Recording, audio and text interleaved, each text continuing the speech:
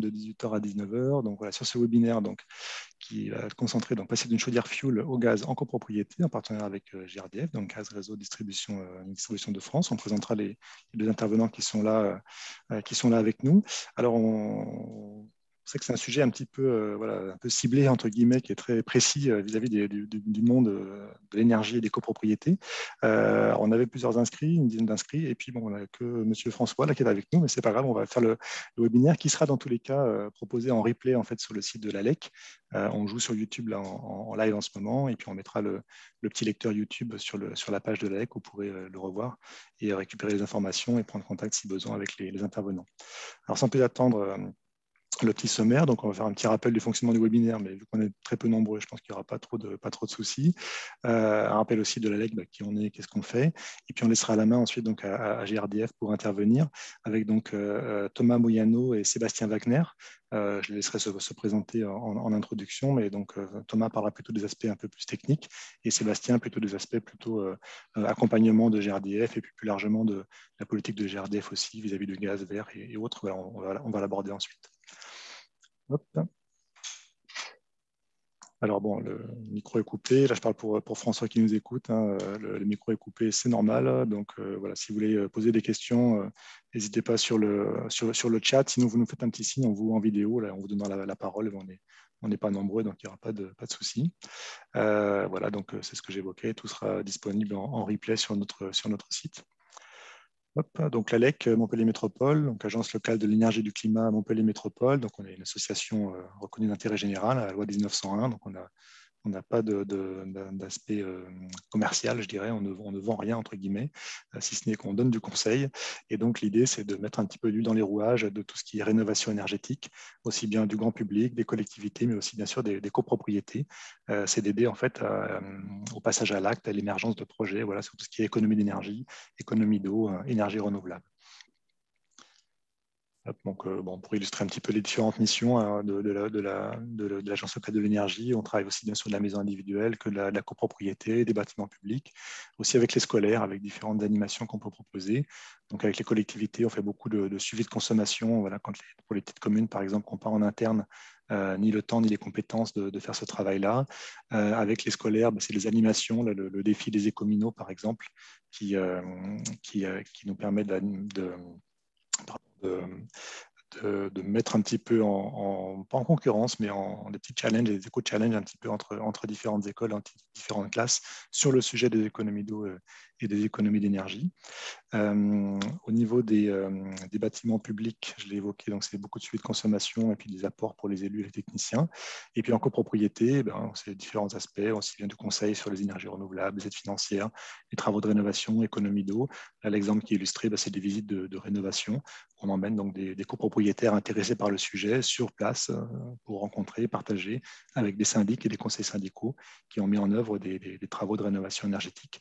D'ailleurs, à ce sujet, la prochaine visite pour l'ALEC Montpellier Métropole, ce sera le 24 juin sur Montpellier, une résidence qui a fait l'isolation du toit et des murs. Donc, c'est assez conséquent. Il y a plus de 50% d'économie d'énergie à la clé. Donc, voilà, c'est pour partager ce genre de retour d'expérience. Alors, un petit rappel un petit peu des démarches de rénovation énergétique donc au niveau de la copropriété. C'est vrai que là, ce soir, l'objet, c'est vraiment de faire un focus sur la question du chauffage. Mais plus largement, clairement, nous, le processus qu'on encourage, c'est vraiment d'avoir une analyse qui soit en amont pour savoir un petit peu d'où on part et où est-ce qu'on peut aller avec différents scénarios. Ça passe très souvent par un audit énergétique qui va analyser un petit peu donc l'état initial de la copropriété, ses consommations, l'état d'isolation, l'état des chaufferies, l'état des réseaux, et donner des préconisations qui sont chiffrées à la fois en termes de coûts de travaux, mais aussi en termes d'économie d'énergie, de gain énergétique. Une fois que la copropriété elle a ça, elle a déjà un petit peu des éléments, elle y voit un peu plus clair, un petit peu comme un GPS qui permettrait de la guider dans son projet de rénovation. Là, ensuite, elle va faire appel à un maître d'œuvre pour mettre en place un petit peu tout ça, faire un cahier des charges un peu plus technique que ce que n'aura proposé l'audit énergétique, et ensuite donc aboutir à des devis qui sont présentés bien entendu en assemblée générale pour aboutir éventuellement en phase de travaux. Voilà. Un petit focus sur l'offre Rénov Occitanie. c'est la région Occitanie dans son dispositif REPOS, c'est Région à énergie positive, met un peu le paquet entre guillemets sur ces sujets-là. Et donc, elle propose des audits énergétiques et architecturaux. Donc, c'est assez notable pour le mettre en exergue parce que c'est vraiment une prestation qui est proposée, qui est très complète. C'est l'AREC, l'Agence régionale énergie-climat, qui le propose. Donc pour le compte de la région. Et ce dispositif d'audit énergétique, là, il est subventionné en partie avec un reste à charge de 90 € par logement. Donc pour une mission qui coûte plutôt dans les 400, 500, 600 € par logement. Donc vraiment, c'est un vrai coup de pouce de la région par rapport à ça. Donc voilà, s'il y a des copropriétés qui écouteront le replay, là, ça peut les intéresser. Et puis deuxième phase également, donc si l'audit énergétique débouche sur une perspective de travaux, l'idée en fait est de pouvoir être accompagné via une mission d'AMO, assistance à maîtrise d'ouvrage, pour aider à mobiliser les aides financières, aider à mobiliser, à trouver les bons professionnels et puis à regarder, je dirais, l'aspect aussi social de la copropriété pour essayer d'optimiser un petit peu, notamment les montages financiers, qu'ils soient collectifs ou individuels. Pardon pour la voix. Un rappel du rôle de GRDF, parce que c'est vrai qu'on dit, bah, tiens, pourquoi on fait un peu on met en avant un petit peu le gaz ou autre. Un rappel à vraiment GRDF, mais je pense que Sébastien Wagner le dira beaucoup plus précisément. Mais donc vraiment, c'est un rôle de mission de service public de GRDF par rapport à ça. Historiquement, donc, on connaissait EDF, GDF, qui vraiment est intégré un petit peu toute la ligne production, distribution, production, transport, distribution, fourniture. Et en fait, depuis début des années 2000, 99, le marché de l'énergie a été ouvert à la concurrence, d'abord pour les très gros acteurs, et puis depuis juillet 2007, pour les particuliers. Et donc, dans la petite slide que vous avez là, je vais passer la souris dessus, on a fait un peu le parallèle entre justement les différents acteurs au niveau de la chaîne de distribution, enfin, la chaîne énergétique électrique et la chaîne gaz juste en dessous. Si je prends l'électricité, avant, on avait un seul acteur qui était EDF, qui faisait tout de la production, transport, distribution, fourniture. Ça a été scindé. Donc, on a beaucoup de producteurs différents. EDF toujours, qui reste un des acteurs majeurs, mais des petits nouveaux, entre guillemets, Enercop, la Compagnie nationale du Rhône, E.ON, qui est un acteur allemand. Il y en a pas mal d'autres qui sont là. Donc, au niveau de la production d'énergie. Le transport, tout ce qui est très haute tension notamment, c'est RTE. Donc, c'est Réseau de transport électrique. C'est une entité qui est à part. Ensuite, on a Enedis pour la distribution. Enedis, on connaît bien maintenant avec les compteurs Linky. C'est Enedis qui pose les compteurs Linky parce que la distribution jusque vraiment à l'entrée des logements, c'est Enedis, donc c'est le distributeur. Et puis ensuite, on a la fourniture. Et là, c'est toutes les offres commerciales. Et donc, on en a mis quelques-uns à droite, qui sont pour certains connus, d'autres un petit peu moins. Il y en a plusieurs dizaines maintenant. Là, le marché s'est vraiment étoffé. Et beaucoup de fournisseurs d'électricité font aussi du gaz. Donc, ça nous permet de regarder un petit peu ce qui se passe aussi au niveau de la chaîne du gaz. On a de la même façon les producteurs, avec exemple Gazprom le russe, Total français, qui donc produisent, injectent le gaz, pour faire simple, dans le réseau. GRDF qu'on retrouve ici, donc, qui est vraiment l'acteur transport-distribution de l'ensemble du réseau donc, de gaz pour la France, excepté certaines régies très très locales, mais c'est vraiment minoritaire, on n'en a pas, en tout cas pas sur Montpellier. Et puis ensuite la fourniture, là pareil, on rebascule dans la partie plutôt commerciale et on va retrouver tous les acteurs, Engie bien entendu, qui est historiquement présent, EDF bien sûr aussi, et puis pas mal d'autres. Voilà. En gros, un petit peu pour résumer, et puis voilà, Sébastien Wagner fera un petit complément ensuite. Voilà, c'était pour cadrer un petit peu les choses. Je laisse la main du coup à Sébastien dans un premier temps. Je vais passer les slides, donc Sébastien, vous faites un petit signe et puis je déroule la présentation. Oui, bonjour à tous. Merci Nicolas de nous accueillir dans ce webinaire. Donc, je suis Sébastien Wagner, responsable marché d'affaires sur Occitanie-Méditerranée. Effectivement, je vais compléter le propos de Nicolas sur, alors pas très long parce que ce n'est pas l'objet du webinaire, mais sur la présentation de GRDF. Effectivement, GRDF est une entreprise récente, en fait, créée en 2007 avec l'ouverture du marché, est une filiale indépendante d'Engie. C'est important puisque on doit l'équiter à l'ensemble des fournisseurs. Aujourd'hui, vous avez une quarantaine de fournisseurs qui sont sur le marché, qui distribuent l'énergie gaz. Et en fait, le traitement de GRDF est identique quel que soit le fournisseur. Ensuite, Nicolas, si on peut passer à la suite, sur les missions de GRDF, la principale mission, c'est d'abord de concevoir et de construire, d'entretenir le réseau. Aujourd'hui, on a 200 000 km à peu près de réseau en France. On fait bien évidemment la promotion des usages gaz naturel pour le résidentiel, pour le tertiaire, pour l'industrie et pour des nouveaux usages qui peuvent être la mobilité. Donc, on doit acheminer le gaz pour l'ensemble des fournisseurs en toute impartialité et neutralité. Ce que je vous disais tout à l'heure, c'est très important. Nous avons à peu près 11 millions de clients dans notre portefeuille, quel que soit le marché, que l'on soit sur la partie résidentielle ou tertiaire. Et nous avons des nouveaux acteurs, puisque c'est une ambition forte que nous avons de décarboner l'énergie à travers l'acheminement de biométhane dans notre réseau. Et donc, aujourd'hui, on raccorde des sites d'injection de méthanisation pour le compte de producteurs de méthane. Dans cette présentation, on va vous présenter en 2 temps, une partie plutôt installation technique et dans un deuxième temps, une partie accompagnement. Et sur la partie installation technique, je passe le relais à Thomas Moyano, qui est l'expert chez nous, efficacité énergétique.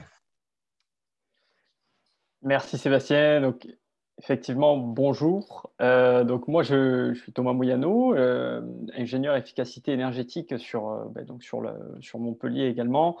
Voilà, j'ai vraiment un rôle d'expert à la fois technique et réglementaire au sein de GRDF pour pouvoir conseiller les différents bureaux d'études et maîtres d'ouvrage et les accompagner dans leur démarche. Alors aujourd'hui, on va parler un petit peu des différentes étapes, les principales étapes liées à la conversion d'une chaufferie fuel à une chaufferie gaz, pour que vous puissiez avoir une idée un petit peu des points clés de cette conversion. Voilà, alors on peut passer à la suite, Nicolas. Un petit peu à l'image d'une rénovation globale, comme le présentait Nicolas tout à l'heure, la première étape d'une rénovation, ça va être de réaliser un diagnostic de l'installation. Ce diagnostic, ça va vraiment être un état des lieux finalement de la chaufferie. On va regarder la conformité, la performance de l'ensemble des équipements qui constituent la chaufferie.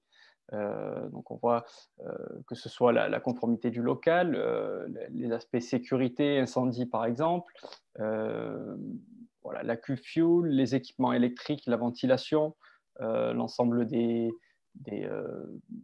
équipements, que ce soit la chaudière, la qualité de l'eau qui réside dans le circuit d'eau chaude. Donc ça va être vraiment le premier point. C'est ce qui va faire ce qui va permettre de détecter les postes les plus énergivores et de mieux cerner les besoins réels liés à cette rénovation. Voilà, ça va permettre d'identifier les défauts éventuels de cette chaufferie et aussi les points forts qui pourraient être favorables à une rénovation. Voilà. Donc pour la suite, du coup, on passe à la première étape, en fait, la première phase clé dans le pilotage des travaux. Le premier point, ça va être le traitement de la cuve fuel. Donc il faut savoir que, à la différence du gaz, le fuel il est stocké sur place. Et donc il y a tout un aspect lié au traitement de cette cuve. Si on fait une conversion du fuel au gaz, cette cuve fuel de stockage n'a plus lieu d'être. Donc, il faut savoir que c'est une obligation de la part de la copropriété de faire appel à une entreprise qualifiée pour traiter cette cuve. Ce traitement, il réside en 4 étapes. Il y a d'abord l'inertage de la cuve, c'est-à-dire la vidange, le dégazage, le nettoyage. Ensuite, il faut la neutraliser, c'est-à-dire la retirer. Ou alors, si c'est une cuve béton, juste la combler de produits solides et inertes pour ne plus qu'elle soit utilisée. Enfin, la dernière étape, c'est de déposer les générateurs fuel et puis de transporter les déchets vers un centre de déchets agréé. Voilà. Donc, suite à ces étapes-là, l'installateur qui réalise les travaux, il doit remettre au syndic 2 attestations. La première qui concerne l'exécution des opérations d'inertage et l'autre qui concerne l'abandon de la cuve. C'est vraiment pour dire, voilà, la cuve elle a été traitée et elle est condamnée.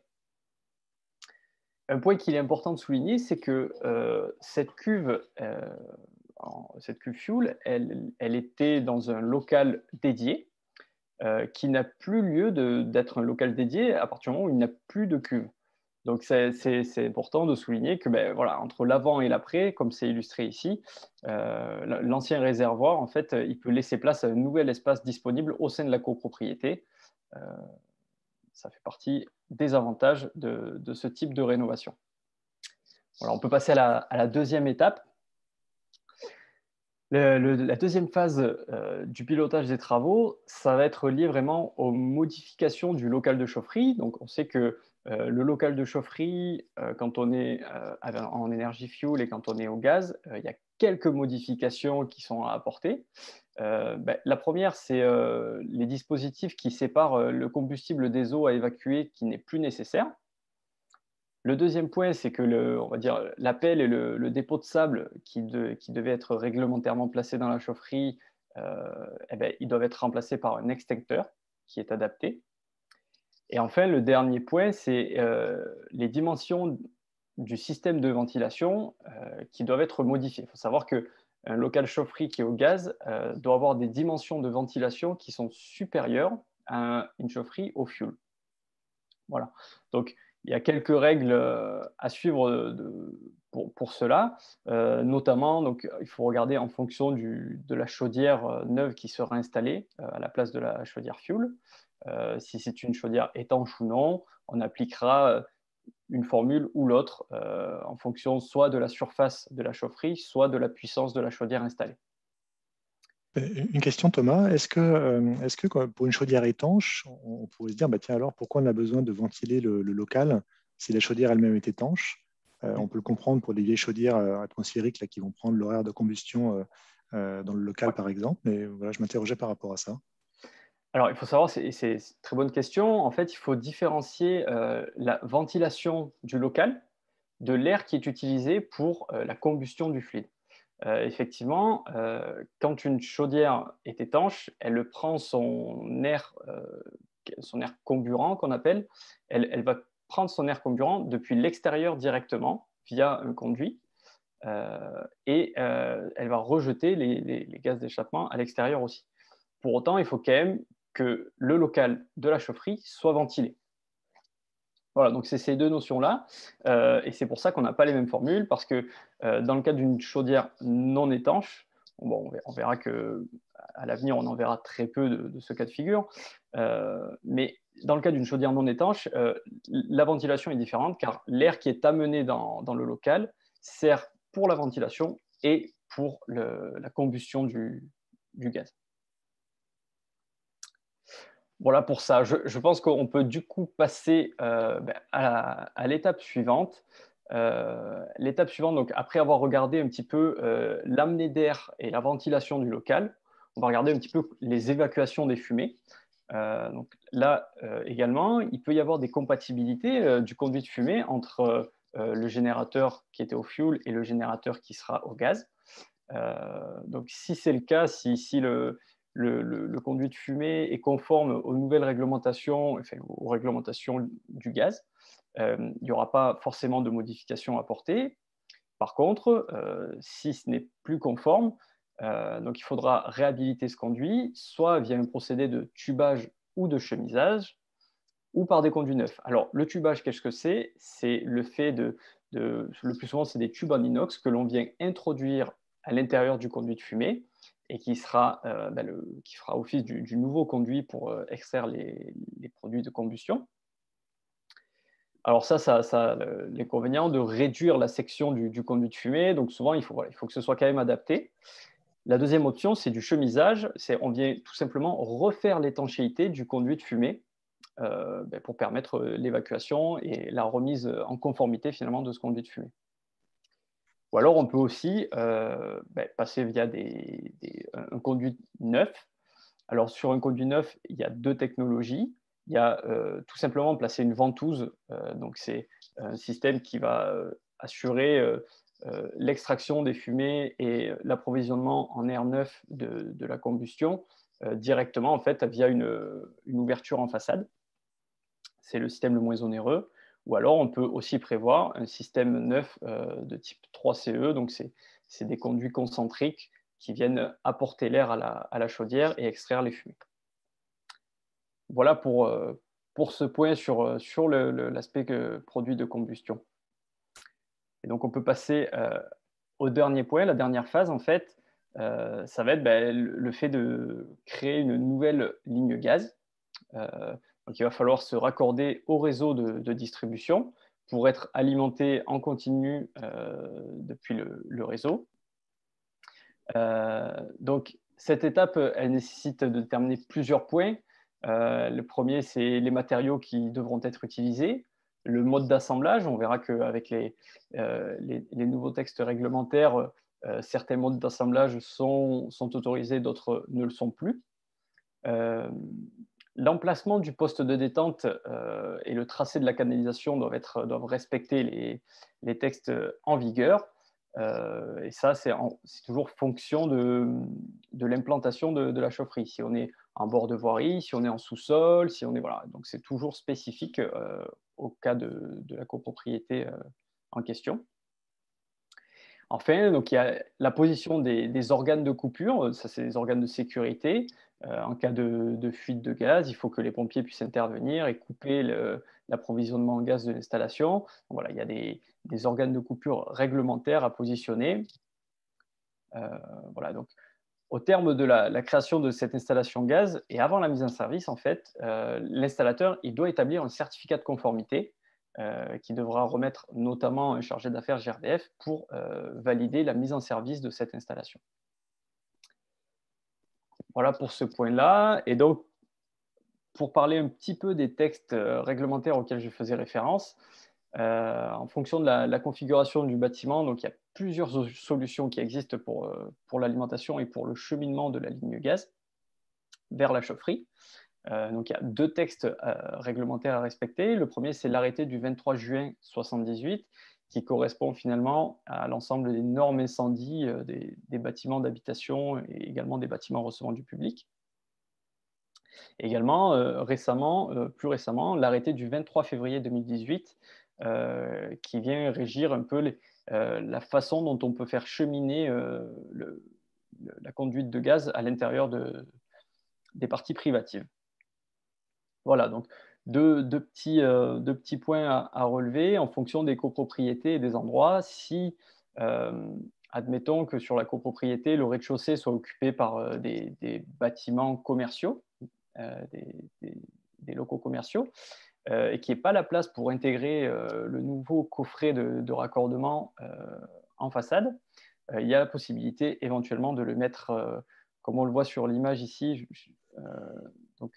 voilà, ici, d'intégrer le poste de détente en sous-sol et les compteurs peuvent être placés dans la chaufferie. Voilà.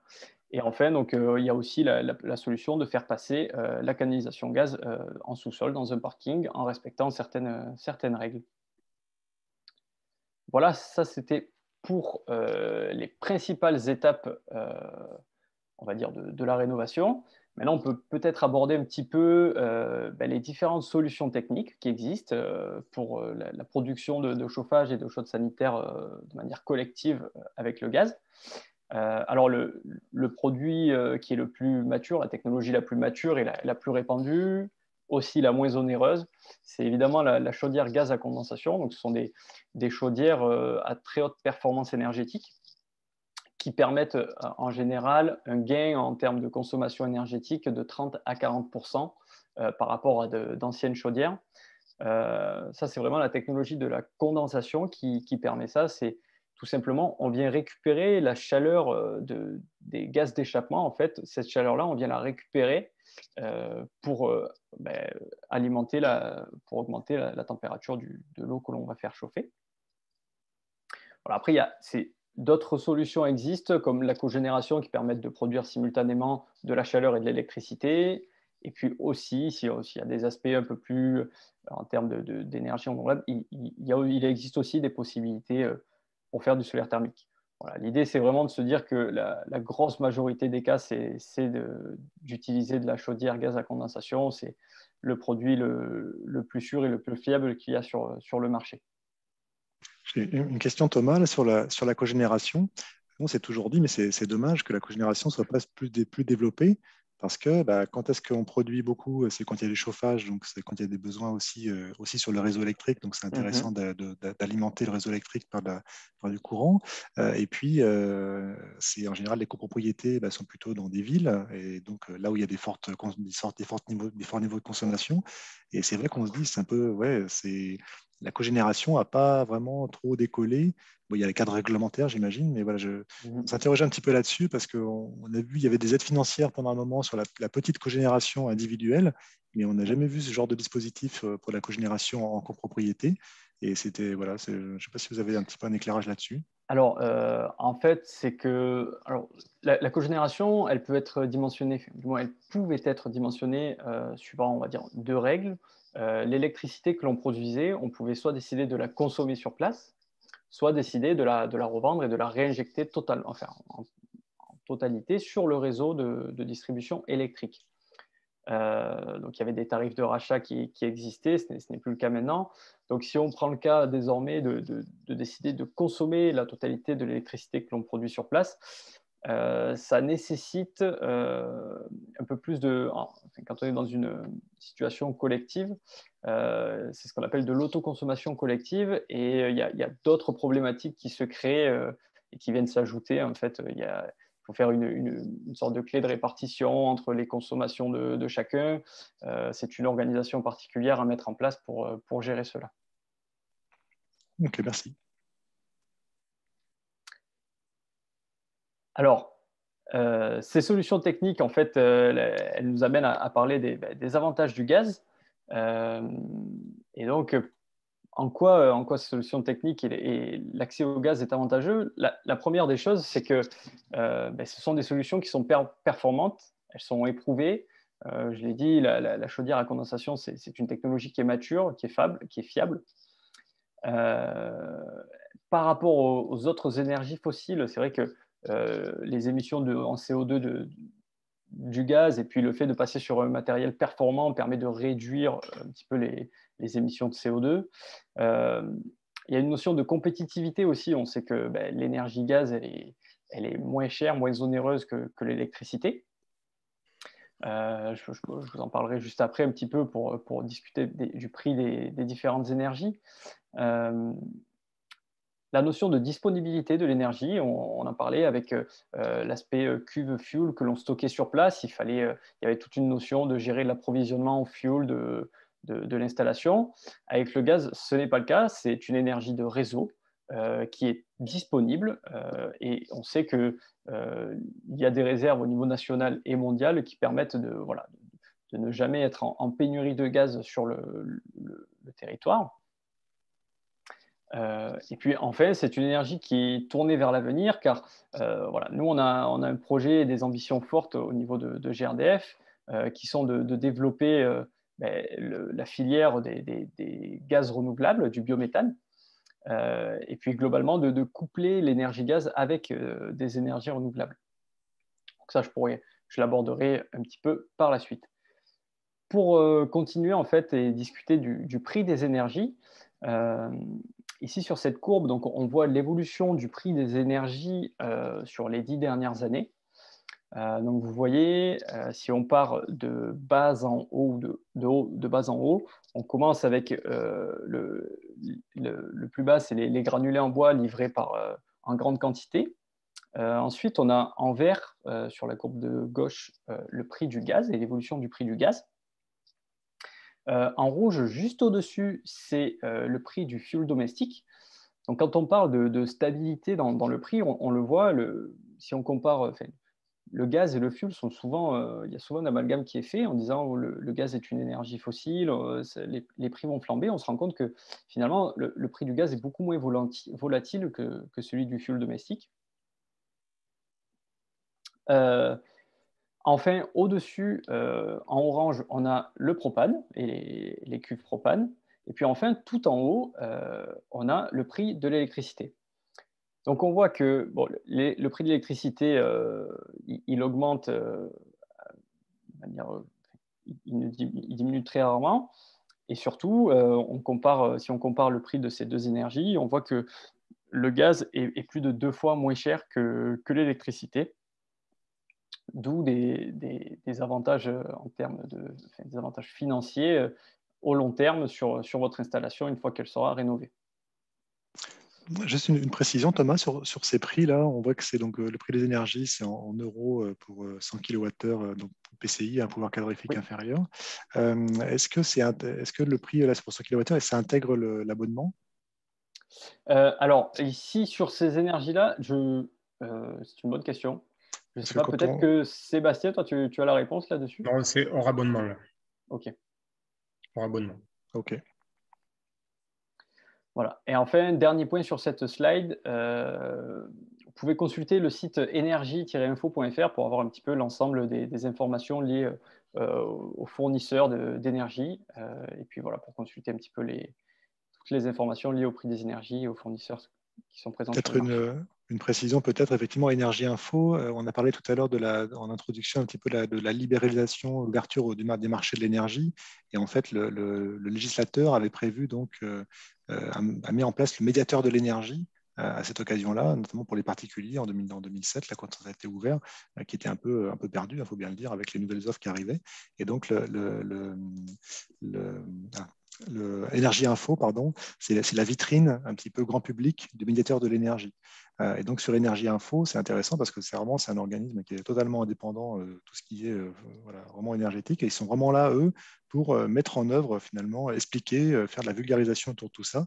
Et ils ont plein de petites calculettes, de comparateurs en disant, voilà, comment ça se passe. Enfin, leur site est très, très, très fourni. Et effectivement, si pour les gens qui se questionnent un petit peu sur ces sujets, est-ce qu'il faudrait mieux changer, quel fournisseur, voilà, ils ont référencé tous les fournisseurs du marché, toutes les offres du marché. Il y a plein de fiches un peu techniques. Pour la copropriété, il y a pas mal de fiches aussi qui sont mises en place, quoi. Voilà, vraiment, allez jeter un œil à énergie-info.fr. C'est vraiment un site vraiment de référence sur ces sujets. OK. Alors, on l'a évoqué à plusieurs reprises. On a une volonté forte chez GRDF de décarboner l'énergie. Donc pour cela, en fait, on supporte le développement de la filière donc de la méthanisation. La méthanisation et le biométhane, qu'est-ce que c'est? Alors, le biométhane, c'est le gaz renouvelable qui est issu de la méthanisation. Et comment ce gaz renouvelable il est créé? En fait, il est issu de la fermentation des déchets. Donc, on va transformer des déchets dans un digesteur, hein, comme on le voit sur la petite image. C'est vraiment des petites bactéries qui vont consommer la matière et rejeter des gaz. Et donc, en sortie de ces digesteurs, il va y avoir deux choses. Un biogaz qui va être épuré, odorisé, contrôlé pour être réinjecté sur le réseau. Et puis, la deuxième chose qui sort de ces digesteurs, c'est ce qu'on appelle du digestat. C'est le résidu qui peut être utilisé comme engrais naturel. Et donc ça, c'est très intéressant aussi, car pour les agriculteurs qui ont décidé de créer des sites de méthanisation, eux, ils revalorisent leurs déchets et surtout, en sortie, ils ont un engrais naturel qui leur évite de consommer de l'engrais chimique et industriel. Alors, pour quels usages, en fait, ce gaz renouvelable? Eh ben, en fait, il a les mêmes propriétés que le gaz naturel. Et donc, finalement, ça lui permet d'être utilisé de la même manière que vous utilisez du gaz naturel. Euh, En fait, il n'y a aucune différence pour vous. Les appareils sont les mêmes.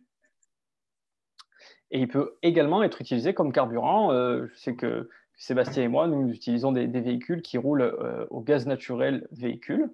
Et donc, ça nous permet de se déplacer au gaz naturel. Le jour où on peut également utiliser du gaz renouvelable pour faire rouler nos véhicules. Je pense que sur ces points, ce qui est important de relever également, c'est le fait que ce soit une filière qui soit très dynamique. Et je pense qu'on peut passer à la slide suivante. On sait qu'on injecte en France que depuis l'année 2011. Et il y a déjà plus de 214 sites qui injectent sur le réseau. 214 sites qui injectent 4 TWh, ce n'est pas très parlant, c'est l'équivalent de 800 000 logements neufs. Et si on regarde un petit peu tous les projets, si vous voyez sur la droite la courbe du nombre de projets que l'on a par an, on se rend compte qu'on a déjà un grand nombre de projets, plus de 1000 projets qui sont inscrits dans le registre des capacités, qui nous permettent, en fait, lorsqu'ils seront mis en service, d'avoir une capacité de production de 26 TWh qui correspond là à 5 millions de logements neufs. Voilà, donc ça c'est une filière qui est en plein développement. C'est intéressant parce que en plus d'être vertueuse, de valoriser en fait des déchets, de les utiliser pour produire de l'énergie, pour produire de l'engrais naturel, ça permet aussi de créer de l'emploi local. On sait que pour faire tourner un site de méthanisation, il faut en général 3 à 4 emplois qui ne sont pas délocalisables. Donc voilà, un petit peu, donc ça c'est les chiffres nationaux. Si on passe à la slide suivante, on peut regarder un petit peu ce qui se passe dans notre région. On a déjà 7 sites qui injectent du biométhane donc à la Maille Occitanie. Ce sont les points qui sont répertoriés en jaune. Et puis vous voyez un petit peu en violet les différents sites qui sont en projet, donc à des stades plus ou moins avancés. On sait notamment que dans l'Hérault, on va avoir un premier site qui devrait injecter à l'horizon septembre 2021, donc dans quelques mois.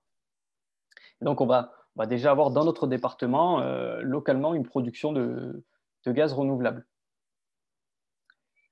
Voilà pour ce que j'avais à dire là-dessus. Je ne sais pas si j'ai oublié peut-être un point ou deux. Si Sébastien, tu veux compléter mon propos ou passer directement à la suite. Non, sur la partie gaz renouvelable, il n'y a pas d'impact. Hein, vous l'avez compris, sur la rénovation de la chaufferie, vous passez du gaz naturel au biométhane pour tout ou partie, toujours via vos fournisseurs.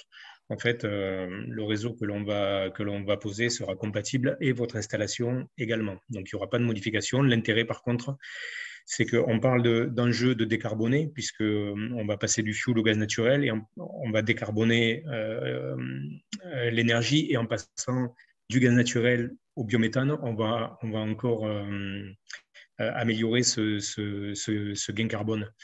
Le fuel, on est à 320 grammes de CO2 par kilowattheure, quand on est en gaz naturel à 234 grammes, et on passe à 44 grammes quand on est sur du biométhane. Donc on améliore fortement, notamment dans les villes qui ont des ambitions fortes de décarboner, comme ça peut l'être sur la métropole de Montpellier. Ça peut être aussi un des axes d'amélioration. Justement, j'ai une petite question par rapport à ça, parce que là, finalement, il y a certaines copropriétés ou des particuliers même qui sont au gaz, qui consomment finalement du biométhane sans s'en rendre compte, hein, parce que c'est injecté au fur et à mesure dans le réseau. Quelle est à peu près, alors peut-être soit à la Maille Occitanie, soit peut-être plutôt à la Maille nationale, quel est actuellement un peu le taux de biométhane qui est injecté, et quelles sont un peu les ambitions, à quelle échéance pour GRDF de faire augmenter cette part? Alors, les ambitions, en fait, sont fortes pour GRDF, puisque l'ambition, c'est 2030, on est à 30% de gaz vert injecté dans nos réseaux et 100% en 2050. Donc là, on vous a présenté un dispositif qui est le processus de méthanisation, mais il y a aussi toute une filière innovante à travers des gaz de synthèse qui permettront en 2050 de produire donc du méthane de synthèse et d'atteindre cet objectif de gaz décarboné à horizon 2050. On prend à la Maille Occitanie, alors on va parler en gigawattheure, mais capacité de production à horizon 2025, on sera à 1100 à peu près mégawattheures de capacité de production sur la totalité des sites du territoire que vous avez sous les yeux. Et donc, comme le disait Thomas, c'est vraiment une filière qui est en pleine exposition, puisque ça a démarré très tard. Si on compare par rapport à l'éolien que l'on connaît depuis un bout de temps maintenant, en fait, on a rattrapé les capacités de production aujourd'hui de l'éolienne. Donc, on est sur une dynamique, et on sait que le fioul est une énergie carbonée, que le gaz naturel est une énergie carbonée, que le biométhane l'est beaucoup moins, et que c'est l'ambition vers laquelle nous devons tendre. Donc, on a vu un peu l'installation, la partie plutôt technique. Donc, comment GRDF va vous accompagner sur la réflexion autour de vos projets? Alors, on va présenter 4 grosses étapes. La première, ça sera l'étude de faisabilité. Dans cette étude de faisabilité, ça va être plutôt la partie raccordement, comment ça se passe. Ensuite, on a la possibilité de mesurer à travers une simulation des gains techniques et financiers. On peut intervenir dans des animations de réunion auprès des copropriétaires. Je sais que lors des assemblées, il y a des débats qui sont houleux, intéressants et auxquels on peut participer pour aussi clarifier des points et des positions. Et puis enfin, on a un accompagnement financier aussi à destination de vos copropriétaires pour vous aider à avancer dans cette rénovation énergétique. Donc la première partie, c'est le raccordement au réseau. Alors, comment ça se passe? Vous avez un schéma à droite qui représente le réseau de gaz en bleu. La partie gauche, on ne va pas être trop dans ce schéma aujourd'hui. On va être plutôt… donc là, c'est une installation avec colonne montante et colonne intérieure avec des compteurs qui sont sur des paliers. Là, on est plutôt sur une rénovation chaufferie, donc on va être plutôt sur un local. Donc, un raccordement au réseau, ça fait comment? On a un branchement qui va jusqu'à la limite de propriété. Comme l'a expliqué tout à l'heure, après, il y a un cheminement de l'installation intérieure. Mais notre coffret, notre comptage s'arrête généralement en limite de propriété. Bien évidemment, je vous montre des cas généraux, il y a aussi des cas particuliers, c'est pour ça qu'on vous accompagnera sur le sujet en fonction de vos projets, de vos programmes sur vos copropriétés. Le prix du raccordement dépend de la distance par rapport au réseau et fonction de la puissance de votre chaufferie.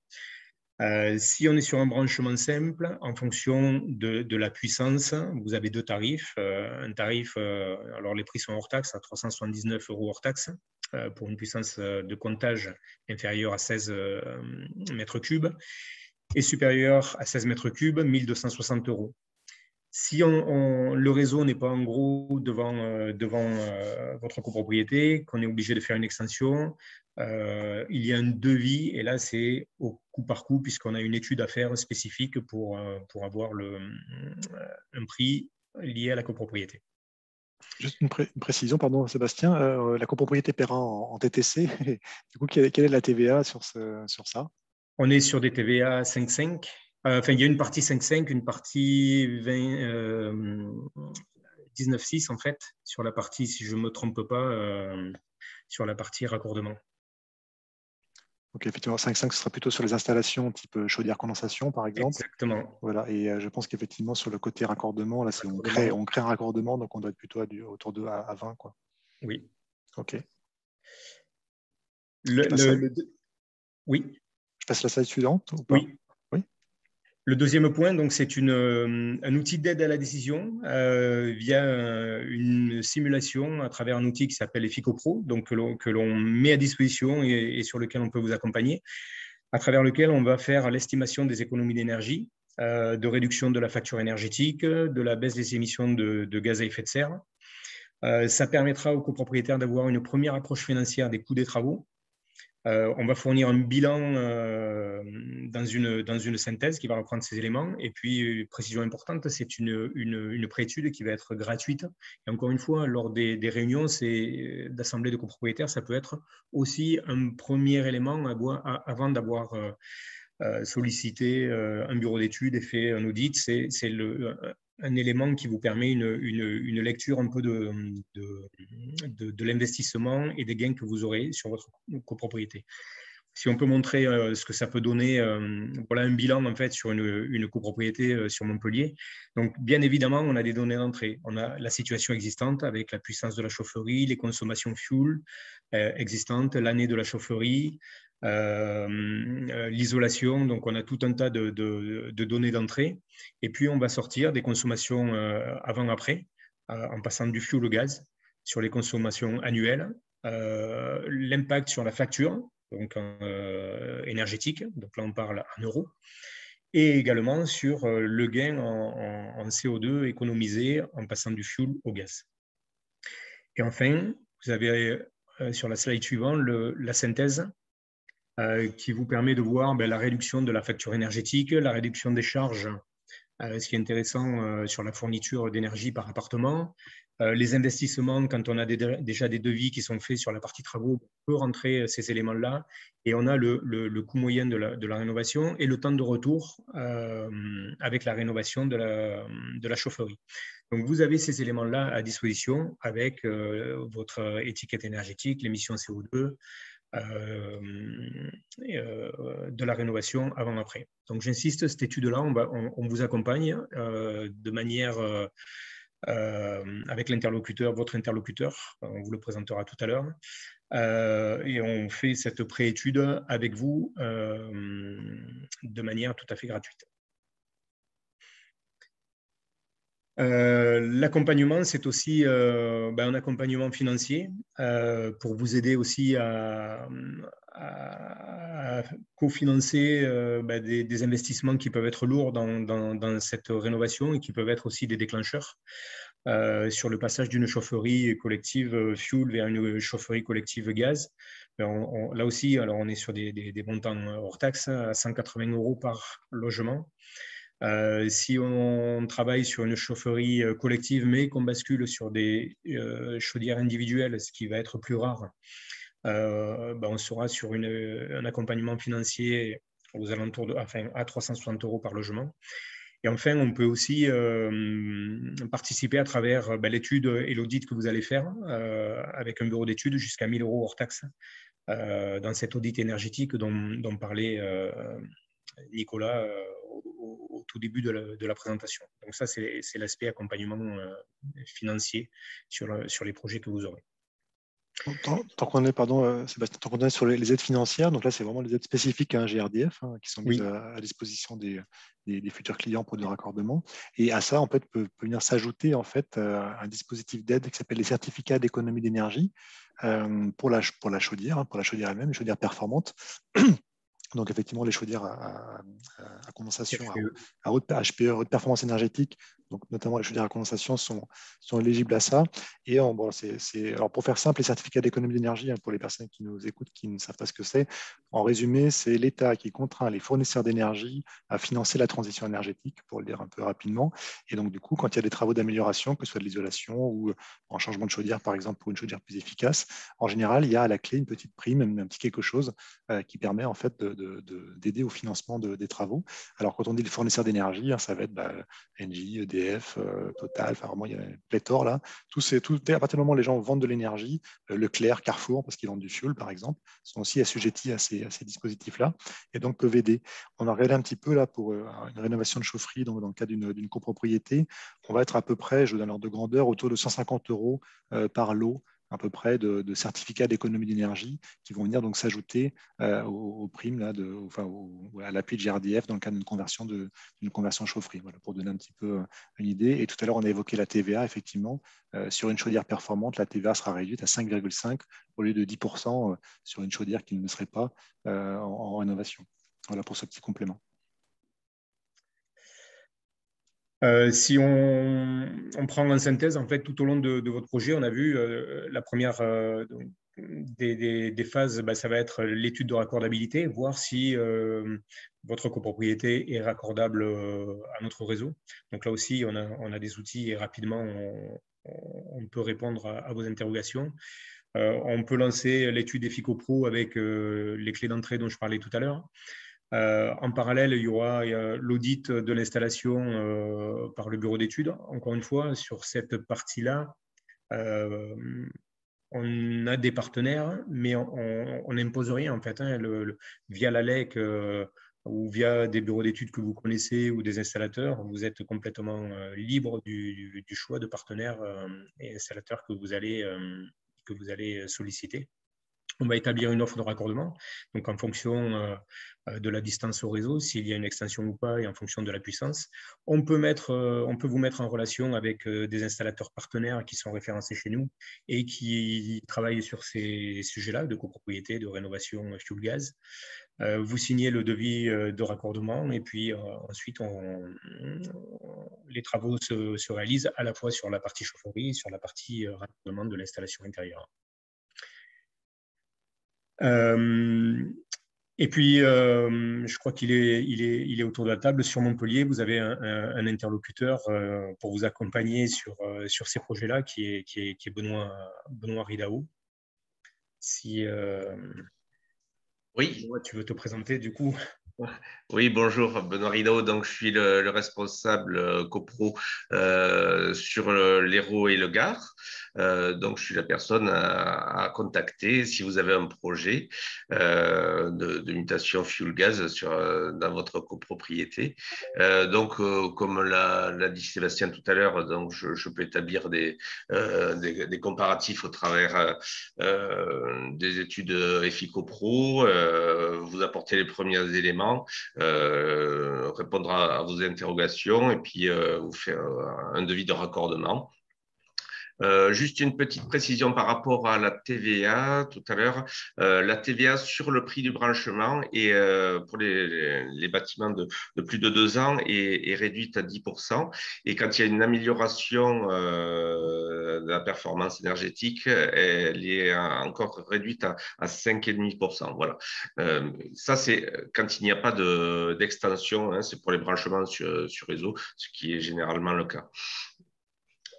Sinon, voilà, donc ma mission, c'est de pouvoir vous accompagner jusqu'à l'obtention à l'obtention du devis de raccordement. Et après, il y a la phase travaux, donc la construction du branchement qui est pris par la partie technique. Et de votre côté, après, il y a aussi la partie travaux intérieurs, donc qui est faite par l'installateur de votre choix. Là aussi, on peut vous mettre en relation avec des installateurs si vous le désirez. Donc, il y a tout un accompagnement jusqu'aux travaux. Voilà. Pour ma présentation, vous avez mes coordonnées qui sont inscrites là. Et si jamais vous les égarez, il y a la possibilité de faire une demande en ligne qui me sera transmise. Et je vous contacterai à ce moment-là. Parfait. Merci beaucoup pour ces précisions. Et puis effectivement, pour le taux de TVA, voilà, c'est un complément qui était pertinent parce qu'on n'était pas sur du 20, mais du 10% pour le raccordement. Je crois qu'on arrive à la fin de la présentation. Est-ce qu'il y a des questions dans le chat ou tout a été pas de questions dans le chat pour l'instant, mais j'en ai quelques-unes éventuellement à vous poser. C'était la question de la majorité de vote, en fait, du passage du fuel au gaz. Enfin, voilà, le système ne change pas, on reste sur le chauffage collectif, bien entendu. Hein. Mais voilà, donc je ne sais pas, Benoît, est-ce que vous voulez intervenir là-dessus ou alors moi, je me fie vraiment au syndic de copro qui va me dire quel est le résultat.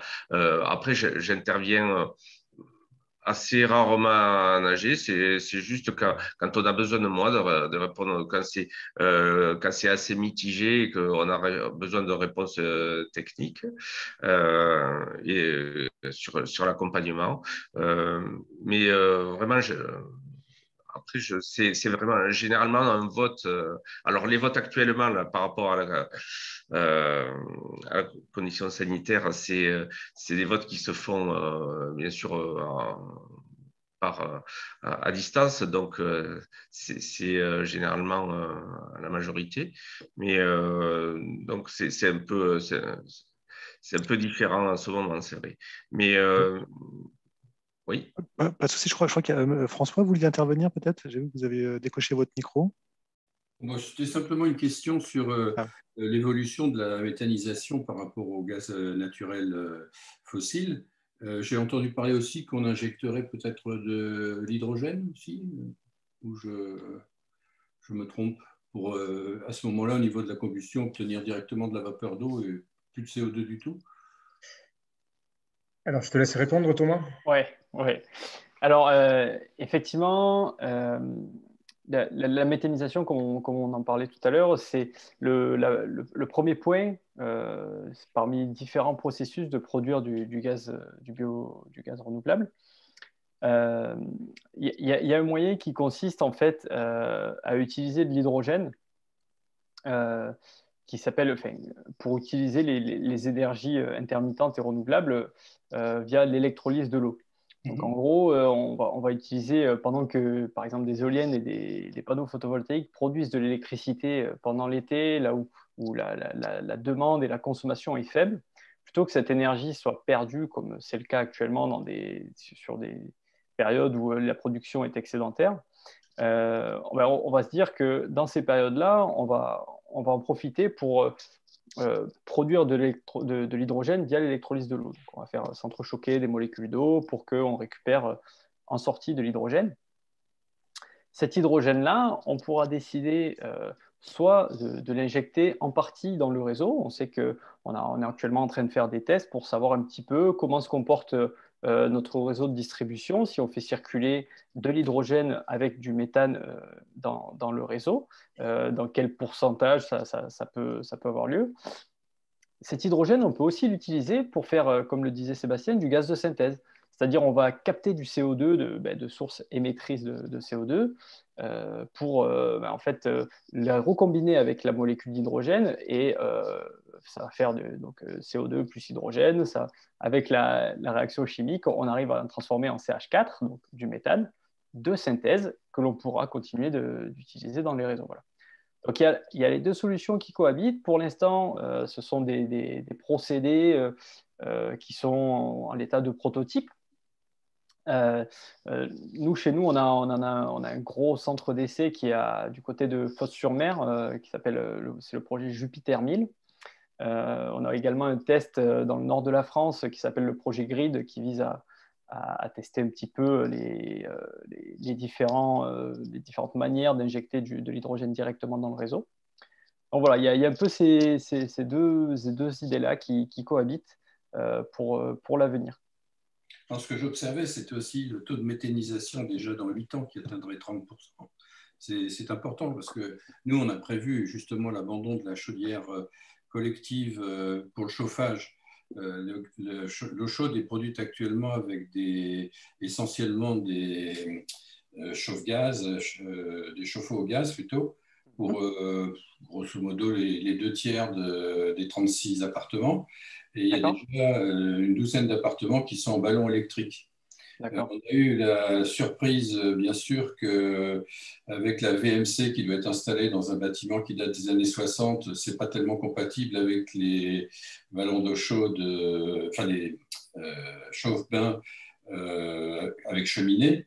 Donc, il y a des propositions pour mettre des ventouses. Enfin, c'est compliqué. Donc, on risque, nous, de basculer à 100% électrique en production d'eau chaude. En revanche, le chauffage, le gain est énorme. Je ne sais pas, il y avait un indice 216, je crois que c'était kilowattheure énergie primaire par an et par mètre carré. On va tomber à 54. Donc, je n'ai pas de difficulté à convaincre, en tant que membre du conseil syndical, le changement de chaudière qui, en plus, date de 97. La récupération, comme vous le disiez, du local citerne qui fait 23 mètres carrés, 3 mètres de plafond, pour en faire un magnifique local vélo, alors que les vélos ne font que se multiplier. Je ne connaissais pas l'aide de GRDF, des 180 € hors taxe par logement. Ça fera plaisir de voir si notre bureau d'études thermiques et financier a pris ça en compte ou pas. Qu'est-ce que j'ai encore remarqué? Ah oui, nous, on est déjà donc avec une grosse canalisation de gaz pour 36 appartements, ne serait-ce que pour le culinaire et puis la production d'eau chaude sanitaire.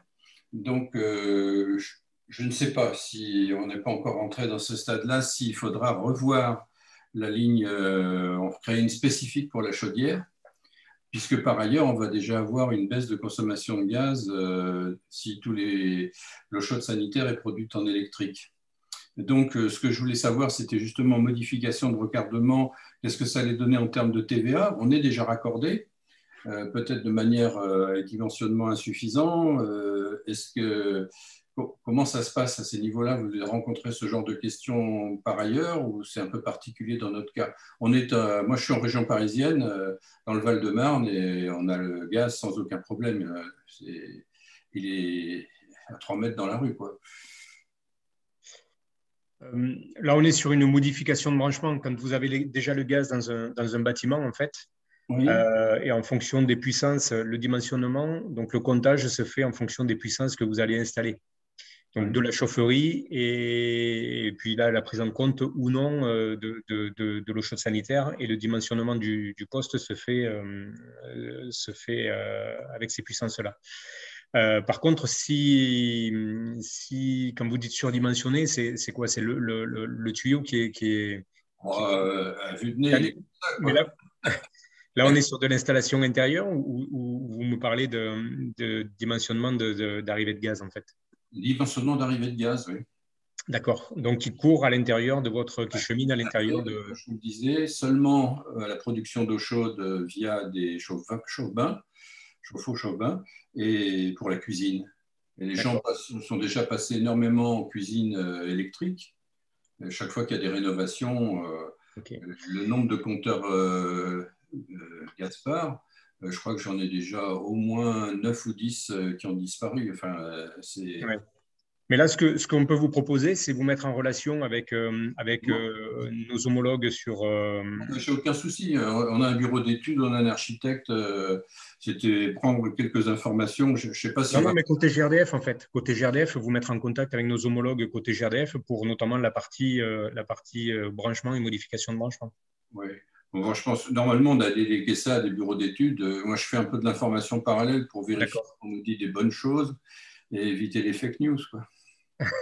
Voilà. Sinon, je ne vois pas… Les gens se sont inquiétés. Bon, la sécurité, je les ai un peu calmés sur les risques. Je trouve que c'est beaucoup moins sûr d'avoir 36 appartements avec une conduite de gaz qu'une chaufferie avec une conduite et une surveillance, un entretien régulier. Il y avait des critiques qui étaient sur le fait que les énergies fossiles, justement, pourquoi on passait du fuel au gaz, puisque le gaz allait être interdit.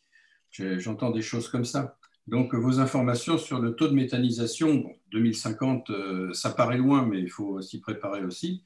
100% de méthanisation, là, je suis baba d'apprendre cette nouvelle-là. Et ça aussi, ça va être un argument, parce qu'autrement, on voit que certaines instances poussent à l'usage de l'électricité à outrance. Alors que nous, on a vu que pour le moment, d'abandonner nos chauffe-bains au gaz pour passer à de l'électricité, il y a le fameux coefficient 2,58 qui est très pénalisant. On a un camembert de fuel, soit de consommation ou de prix, et qui s'étiole, presque divisé par 4. Et puis, paf, on voit l'énergie qu'on va consacrer à l'eau chaude, qui, elle, est largement multipliée par ce coefficient de 2,58. Oui. Oui, une précision concernant les enjeux que l'on a autour de cette énergie décarbonée. Vous avez vu depuis une filière jeune, hein, depuis 2011, en France, de nombreux projets. Il y a plus de 1000 projets. Et quand je dis projets, c'est qu'ils sont inscrits dans une base et qui vont vraiment se réaliser. Et puis après, il y a aussi un message qui est passé sur l'interdiction de l'énergie gaz naturel. Ce n'est pas tout à fait comme ça qu'il faut le traduire. C'est dans un cadre bien particulier. Oui, les marchands de fuel disent la même chose, hein, qu'ils vont avoir du biofuel. Non, là, ce n'est pas du biofuel, c'est corriger un message qui est passé où on a traduit que le gaz allait être interdit. En fait, c'est dans la mise en application de la réglementation de la RE 2020, mise en application en 2022, qui va contraindre l'usage gaz, notamment dans un premier temps pour les maisons individuelles et dans le logement collectif neuf à partir de 2025. La partie existante n'est pas du tout impactée. Pour autant, ça ne veut pas dire que c'est aussi le but de cette réunion-là, qu'il ne faut pas faire des actions en faveur de la maîtrise d'énergie globale, hein, d'isolation du bâtiment, de travailler sur les ventilations, de travailler sur les systèmes énergétiques et dans la rénovation de votre copropriété. Passer du fioul au gaz, c'est aussi une des solutions les plus abordables et les plus simples parce qu'en gros, l'installation intérieure, je schématise, ne change pas trop. Vous avez vos radiateurs à eau. Et par contre, la chaufferie, on raccorde le gaz, on met notre chaudière à condensation et l'installation fonctionne. Donc, c'est aussi le côté simple de mise en œuvre. Donc, dans le cadre de la transition et de décarbonation, c'est la première étape. Et la deuxième, comme je vous le disais, c'est la souscription des contrats verts. Et vous pouvez d'ores et déjà, comme auprès de vos copropriétaires, hein, vous allez pouvoir dire, on peut décarboner en partie. On peut commencer par 10% dans nos contrats de fourniture d'énergie. On peut prendre 10% de gaz vert et augmenter au fur et à mesure, et 30% à horizon 2030 au fur et à mesure. Et ça, c'est une offre de prix de vos fournisseurs. Aujourd'hui, vous avez tout un tas de fournisseurs et de fournisseurs alternatifs qui sont venus sur le marché, qui proposent aussi un tas d'offres vertes qui sont intéressantes. C'est pour ça qu'on vous a mis le lien tout à l'heure, energieinfo.fr, parce que c'est vraiment, comme le disait Nicolas, une vraie source d'information et qui vous permet de comparer beaucoup de solutions. Et en complément, je dirais effectivement, parce que le premier point, mais je dirais l'avant-premier point, c'est effectivement moins on consomme d'énergie, je dirais mieux on se porte, hein, globalement, peu importe l'énergie. Et finalement, si on est ça a beaucoup réduit ses besoins d'énergie, finalement, la question de choix d'énergie derrière, elle devient beaucoup plus simple à régler. Quand on consomme beaucoup, effectivement, on va chercher une énergie peut-être moins chère ou autre. Voilà. Donc, je le rappelle aussi, effectivement, là, on fait un focus sur l'énergie gaz, mais bien entendu, c'est ce que Sébastien vient de le dire, mais voilà, ça va sans dire qu'effectivement, ça s'inscrit dans des projets beaucoup plus globaux de baisse des consommations, de maîtrise des consommations, avec de l'isolation, avec de l'optimisation, ce genre de choses. Et puis aussi un petit rappel, on évoquait tout à l'heure certaines aides, là, les certificats d'économie d'énergie, qui peuvent venir aider un petit peu en appui sur une chaufferie collective dans le cadre qui nous concerne ce soir, donc de bascule du fioul au gaz. Mais on a aussi des aides qui s'appellent MaPrimeRénov'. C'est le nouveau dispositif là, qui remplace notamment le crédit d'impôt à l'échelle nationale. Et pour les copropriétés, c'est vraiment très particulier. L'ambition était très forte pour les copropriétés. Et il y a un seuil à atteindre en termes de gain énergétique pour bénéficier de ces aides. Donc cette aide, quand même, c'est 25% du coût des travaux globaux qui vont permettre d'aller chercher 35% de gain énergétique. Donc, avec une chose, de passer d'une vieille chaufferie fuel à une chaufferie gaz récente avec une chaudière à condensation, là, on peut déjà, alors c'est variable, hein, Thomas était sur 30-40. Bon, je pense qu'on va peut-être élargir un peu la fourchette, on va dire aller entre 15 et 40, parce qu'on voit parfois sur le terrain des chaudières fuel qui sont pas si mal que ça en termes de rendement. Et donc, le passage à la condensation de gaz ne va pas forcément faire gagner énormément, mais c'est en général un bon gros, une bonne grosse pièce entre guillemets du puzzle pour aller chercher ensuite les 35%. Donc, vraiment, je reviens un peu là-dessus, j'insiste un peu là-dessus. Sur le côté rénovation globale, c'est vraiment l'orientation que prennent les politiques publiques et les copropriétés vont vraiment être un des acteurs de cette transition énergétique là, sur le volet vraiment global. Alors, ça, c'est facile à dire. Après, on sait qu'en copropriété, il y a beaucoup d'étapes à franchir et beaucoup de pédagogie. François là, illustre un petit peu ça aussi. Et moi, j'avais une petite question aussi à rajouter, peut-être un peu technique, éventuellement pour Thomas ou Benoît. C'était par rapport en fait aux problématiques qu'on peut avoir vis-à-vis des garanties chaudières, des garanties fabricants, quand on ne traite pas l'eau du réseau d'eau, donc l'eau du réseau de chauffage qui passe dans les radiateurs. On a des cas de figure, on a eu des retours sur Montpellier où des copropriétés n'avaient pas désemboué leur réseau, n'avaient pas fait d'action corrective, ni même de pot à bout, par exemple, qui vont venir piéger toutes les petites particules qu'on va trouver dans l'eau des radiateurs et qui sont venus endommager finalement une des chaudières qui était très performante, des chaudières neuves, et la garantie fabricant n'a pas pu jouer parce qu'en fait, la copropriété n'avait pas nettoyé son réseau avant d'installer une chaudière neuve. Est-ce que vous pouvez nous donner un petit là, qu'est-ce que j'ai, c'est entre guillemets pas, ça va un peu au-delà, je dirais, de votre champ de compétences, hein, parce qu'on est vraiment dans la partie strictement distribution ensuite de la chaleur, mais pour la durabilité des systèmes au gaz, on est d'accord qu'il faut un réseau qui soit le plus propre possible. Et voilà, donc quelle est un petit peu votre approche par rapport à ça? Pour moi, c'est... Je peux compléter, Thomas. On est sur l'installation intérieure, donc c'est la partie installateur. Pour autant, l'installateur, quand il installe une chaufferie neuve, c'est une action qu'il doit faire. L'action de désembouer, ça fait partie de la nouvelle installation, en fait. Désembouer l'installation. Aujourd'hui, je mets de l'eau avec un produit en fait dans mon circuit. Je sais que pendant 5 ans, je vais empêcher la prolifération des algues en fait, et de boue dans mon installation intérieure. Et puis, j'ai un contrat aussi de maintenance avec l'installateur qui va me faire une maintenance annuelle. Je ne vais pas désembouer tous les ans puisque ça va être une opération qui va plutôt être échéance de 5 années. Pour autant, j'aurai un contrôle de l'installation, de la combustion, de mes pompes de circulation, mesure de CO, de brûleur, de régulation de mon installation. Ça fait partie du contrat d'entretien que je dois avoir avec mon installateur. Et ce contrat d'entretien est obligatoire. En termes de coût de maintenance, si vous voulez, notre chaudière, elle est assez ancienne, elle nous a fait des siennes.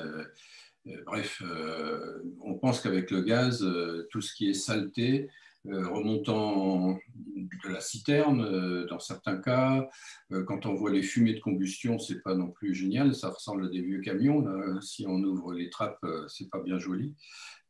Qu'est-ce qu'on peut espérer en budget de maintenance, en budget d'entretien, comme réduction en étant également chaudière au gaz? Moi, j'en ai une dans mon pavillon. Je peux vous dire qu'il ne se passe rien du tout. Hein. J'ai l'entretien tous les ans et puis c'est...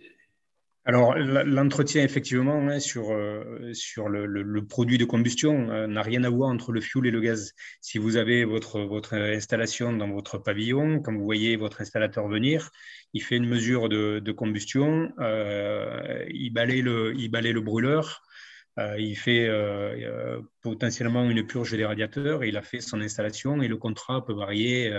Là encore, hein, c'est pas notre partie. Donc, d'expérience, je vous parle.